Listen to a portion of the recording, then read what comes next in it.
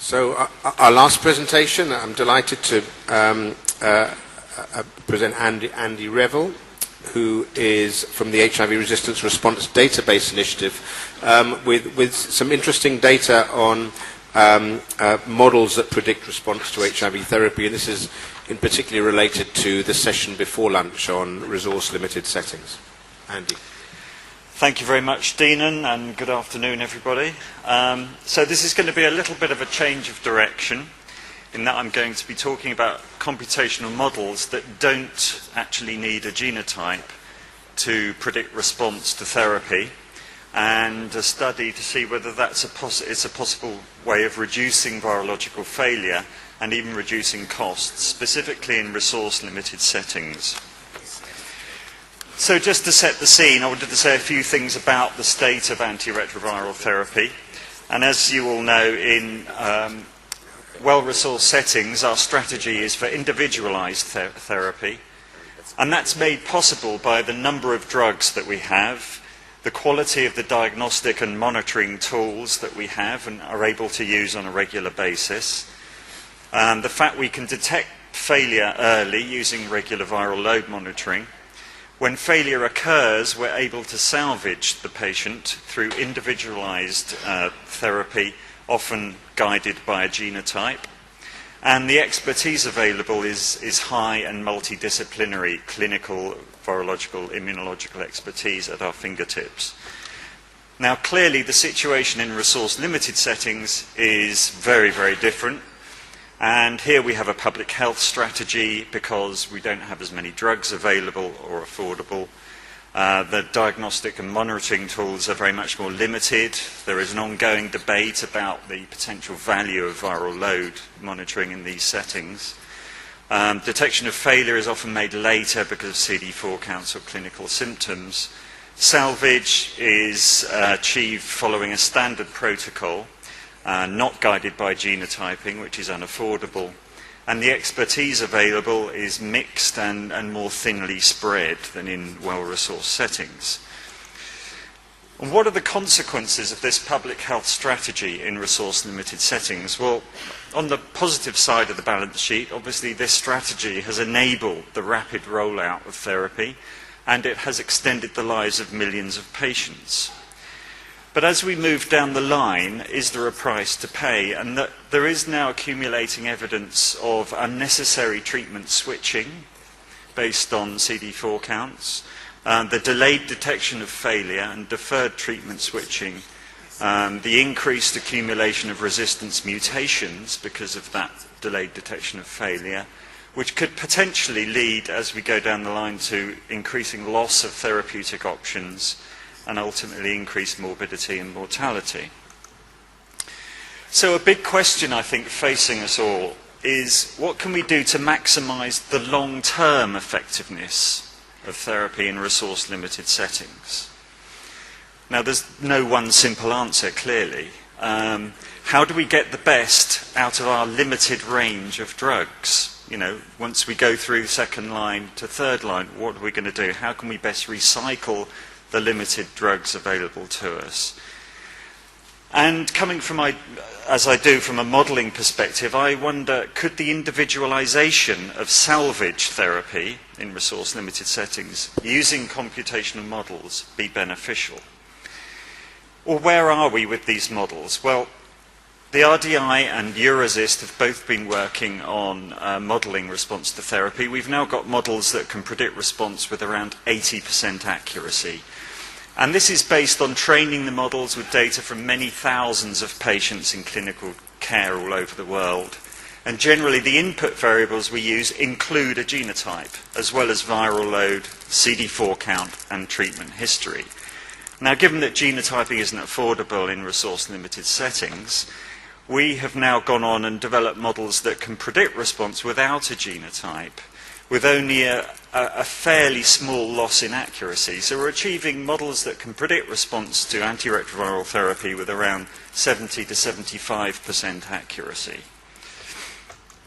Now that is at least comparable to the predictive accuracy of genotyping with the rules-based interpretation. So you have computer models that don't need the genotype, comparable to doing a genotype with rules-based interpretation. And these models are now freely available as an experimental tool on the internet as part of our HIV TREPS system. But just to illustrate this, here we have a receiver-operator curve. For those of you who aren't familiar with it, basically the nearer to this corner the plots get, the more predictive of response the system is. And here in green you can see the performance of our models that include a genotype in the input variable set. In red you can see the performance of the models that did not have genotypes available, so a small loss of accuracy. And here you can see, using the same independent test data, the performance of genotyping with the three most commonly used rules-based interpretation systems. And the difference between both these models and the genotype with rules is statistically significant. So you can see in this study we presented at ICAC a couple of years ago that even our models that haven't got a genotype were at that point outperforming genotyping alone. Now, behind all this, there is an issue, and it's an issue of generalizability.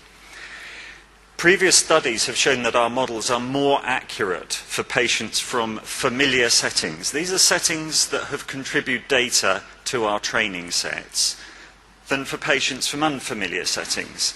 So we have data from 40 or 50 different settings, cohorts, studies, clinics in between 20 and 30 countries. But if you use those models for patients from somewhere else, then generally not as accurate.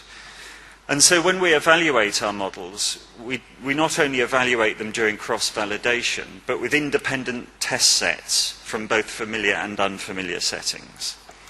So the study I'm going to present now had two objectives. Firstly, to compare the accuracy of our system without a genotype to drive the models for patients from familiar settings to those from unfamiliar resource-limited settings. And secondly, to investigate if the system could identify alternative regimens for cases that actually failed in the clinic that have a higher predicted probability of success without adding to the cost, because obviously cost is a key issue for resource-limited settings.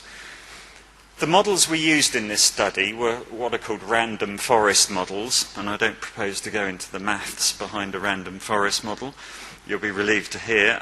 But they were trained with around 15,000 cases where the antiretroviral treatment was changed following virological failure in well-resourced settings, because most of our data at the moment come from well-resourced settings.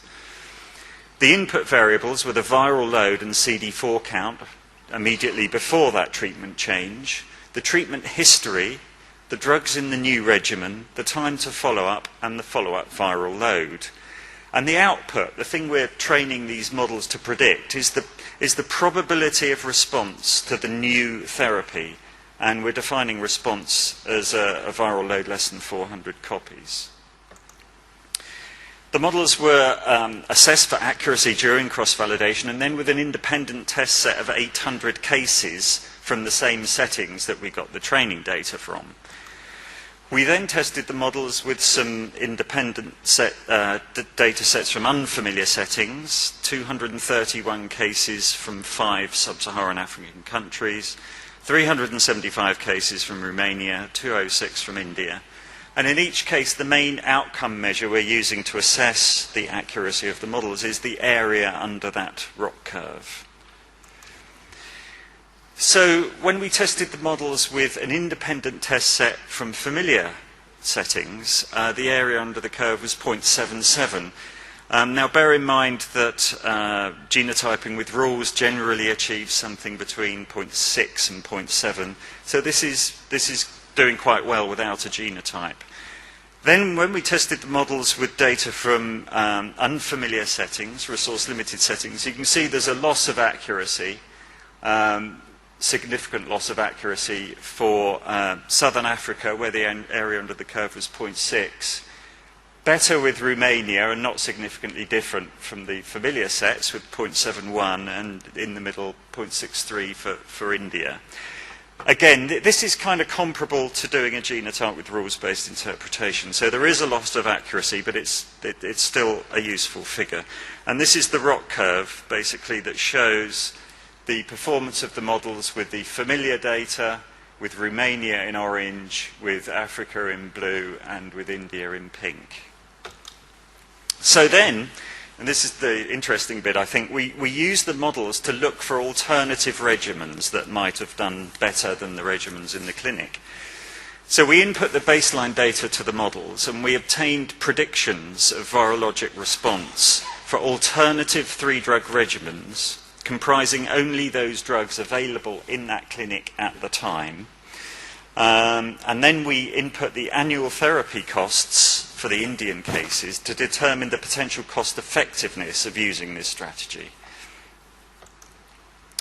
So alternative regimens were identified that were predicted to produce a response in between 94% and 100% of the cases in unfamiliar resource-limited settings. Now, of those cases, a substantial proportion did actually fail in the clinic on their new salvage regimen. So then we homed in on those, and the number of those failures for which alternative regimens were identified that were predicted to produce a response, again, was up in the 90%. So that was encouraging. Now we turn to India and we added in the cost. Now here, first of all, we asked, what was the number of alternative regimens predicted to be effective and also that had a higher estimated probability of response than the regimen used in the clinic? So this is the kind of sort of most stringent question to ask of the models. And overall, 85% alternative 3-drug regimens were identified that fitted the bill. And for the failures, 88% of the failures, there was an alternative that was predicted to succeed. We then asked, of those alternatives, what's the number where one or more of the regimens that the models identified was less costly than the regimen used in the clinic? And in every case, the models were able to identify something that was predicted to do better than the regimen used in the clinic and was cheaper. The mean number of alternative regimens in that category was 10 overall, and for those that actually failed in the clinic, which are likely to be the more challenging cases, there were 8 alternatives that fit the bill. The mean annual cost saving of the least costly of the regimens that were predicted to do better was $638 per year saved overall, and $555 saved for the failure cases. So in conclusion, our models that predict virological response to antiretroviral therapy without the need for a genotype showed comparable accuracy to genotyping with rules-based interpretation for patients in unfamiliar resource-limited settings. They were more accurate for patients from familiar settings, which suggests that further improvement is possible, and we hope to achieve improvement once we get more data from those resource-limited settings with which to train new and improved models. The models identified alternative regimens that were predicted to be effective for the great majority of cases where the new regimen used in the clinic failed. The models identified cost-saving alternatives for most cases of failure in India, and these savings were substantial and could potentially fund additional patients' treatment and/or viral load monitoring. So overall, we believe the system, or this approach, has the potential to help optimize antiretroviral therapy in countries with limited resources where genotyping is not generally available. And viral load monitoring, which is key to doing this modelling work, we have to have viral loads. Viral load monitoring and the use of computer modelling to individualise salvage therapy could be a potentially cost-effective alternative strategy for resource-limited settings.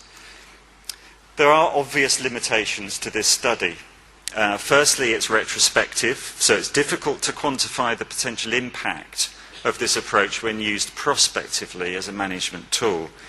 Secondly, the test sets we had available to us from resource-limited settings were pretty small, and that's purely because we have a shortage of data which include viral loads and that conform to our various stringent criteria for the models. And that's something we very much want to work on. I'd like to thank the group at the RDT hospital in Bathalapalli in India for their invaluable contribution to this, in particular Dr. Gerardo Alvarez-Uria, who's the clinical lead there. My colleagues at the RDI, and I'll be awarding a prize to anyone who can spot the one that spends the most time in the West Indies. And I'd also like to thank my co-workers at the NIAID, particularly Cliff Lane and Julie Metcalf, for funding, data and encouragement. Last but not least, I'd like to thank all the different centres that have contributed data to this global collaborative effort, and a particular thanks to their patients. And thank you for your attention.